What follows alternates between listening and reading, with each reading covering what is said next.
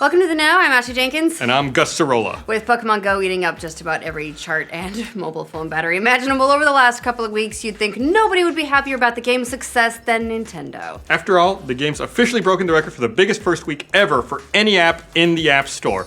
Estimates put the game as having more than 21 million downloads so far, making it the biggest game in US mobile history, causing Nintendo's stock price to double. And that's not even taking into account that it's been a slow rollout over a whole bunch of regions.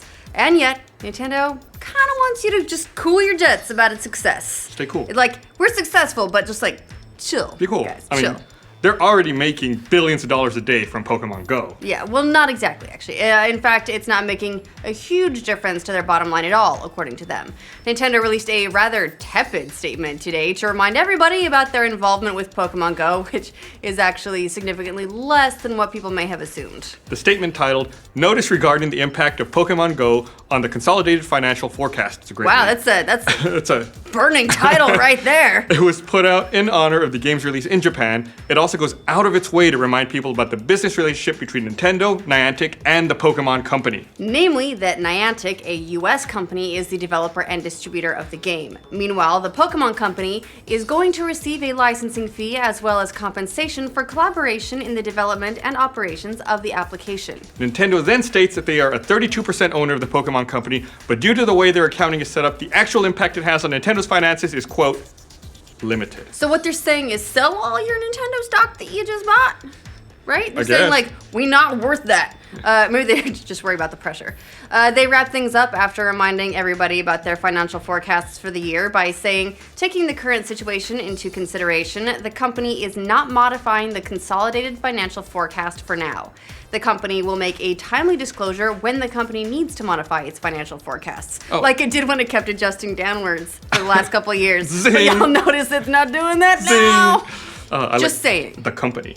The company. The company. Well, you know, in Japan, they're like company men, right? Like, the company Salarymen, is your right? Yeah. identity. Yeah. So basically, Pokemon Go changes nothing for us on the remainder of the year. Quit overhyping our stock and expectations, investors. We're still projected to make the same amount of cashola as always. Stop thinking we're worth so much. Breaking news, stock exchange, nothing but fake money and an elaborate show of smoke and mirrors. Also, you can buy and trade skins. You guys watch Wall Street? I did. It was a great movie. It's like Pokemon. You gotta buy them all, right? That's the whole point of the stock market. Now, all that's not to say that Pokemon Go is not making money at all. In fact, it's making shitloads of it by all accounts, and it's just not making as much for Nintendo itself. So, like, Nintendo does this amazing thing, and everybody benefits. Except Nintendo. Well, they get some money. I mean, the game has already reportedly made more than $35 million via in-store purchases since its launch. I mean, have you been around and see all the lures dropped? That stuff costs money. But Apple is getting way more of that than Nintendo at this point, considering that Apple gets a 30% cut of all transactions on the App Store. In fact, according to new data from financial analysts, Apple actually stands to make as much as $3 billion from Pokemon Go alone over the next 1 to 2 years. Maybe they'll chip in and help fix the servers then. Oh my God, please can you invest? Also, let's talk to Amazon. They offered. Yeah, I'm sure they can help. All of this is no doubt a surprise to some. Pokemon is one of Nintendo's primary franchises after all. Nintendo has never spoken of it when talking about their upcoming mobile releases after Miitomo. Since the spring, they've been insistent that their next mobile games are going to be Fire Emblem and Animal Crossing, not Pokemon Go. Which, to be fair, both Fire Emblem and Animal Crossing, very much looking forward to it. But come on, don't pretend that Pokemon Go is not your bae. But despite having only a minority investment stake in the game's development, you'd hope that Nintendo would learn some big lessons thanks to the effect this game seems to have had on, you know, all of society. And the destruction of it. Especially that their franchises have a ton of value when unchained from high-end proprietary hardware. Even the NES Mini is a prime example of this. The excitement for Nintendo's retro system this holiday season shows that people are willing to spend small amounts of money for Nintendo products outside of things like the Wii U and the 3DS. So basically, not large amounts, but small amounts, Nintendo. Small amounts at a time. We'll take you to like a nice cheap dinner. Regardless of whether or not Nintendo learns from Pokemon Go's success, other developers definitely are. In their recent earnings call for the summer, Ubisoft said they're very, very impressed with the game, and now they've got their very own AR game in development. They said their version of Pokemon Go wouldn't quite be the same as how Niantic's app operates, but there's definitely potential when you consider Ubisoft's franchises. Real-world applications could easily work with Assassin's Creed and Watch Dogs, for instance. I can definitely see Watch Dogs, like controlling points, hacking stuff to unlock other stuffs, you know, although... They could call it Ingress. Do you remember EA put out an augmented reality game way back in the day called Majestic? Yeah. Where you would get calls from people and like mixed faxes. reality. It was really crazy. That was awesome. Yeah, other developers hopping onto the augmented reality bandwagon makes sense. We're probably going to see it a whole bunch considering all the hysteria over Pokemon Go so far. Are we?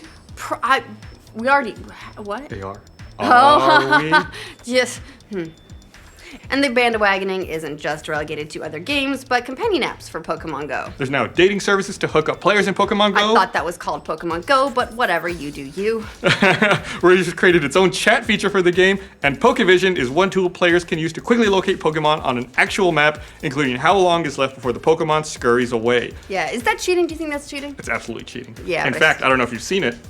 There's even a Slack bot for Slack integration to alert you when Pokemon are nearby. I think Adam Baird wrote that whole thing. Did he? Yeah, Adam Baird wrote that. So here at work we use the Slack messenger, and everyone in the office is so ridiculous about Pokemon Go right now that we have a Slack channel that's dedicated to alerts for this Pokemon is nearby. And Adam Baird, our chief technology, apparently too much time haver, and he made a bot that will tell us whenever a Pokemon is in range and like how long we have until it despawns.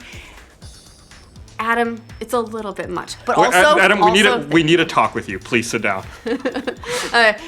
But besides that, there are other sordid stories going around about the game outside of this office. Like there was a guy that crashed into a cop car in Baltimore because he was playing the game while driving, of the worst kind of car you could possibly crash into. And the players in Bosnia who've been wandering into minefields in order to catch Pokemon.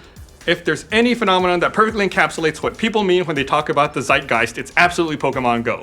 YouTube even released data showing that people watched more Pokemon Go videos in the game's first week than people watched Overwatch in that game's first week. People, get your shit together!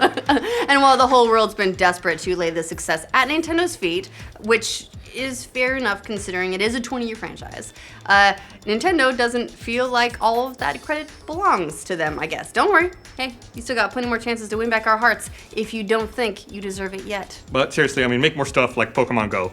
And keep having low self-esteem. We like it. What do you guys think of Nintendo releasing a statement telling people to calm the fuck down about Pokemon Go? Let us know in the comments. For future Pokemon Go news and loads more hype about anything and everything, like this video and subscribe to The Know. You know, first, their servers are humble, then Nintendo's humble. It's just humble pie all around. No, I don't believe in humble pie. Nintendo, you're the shit in a good way. You're awesome.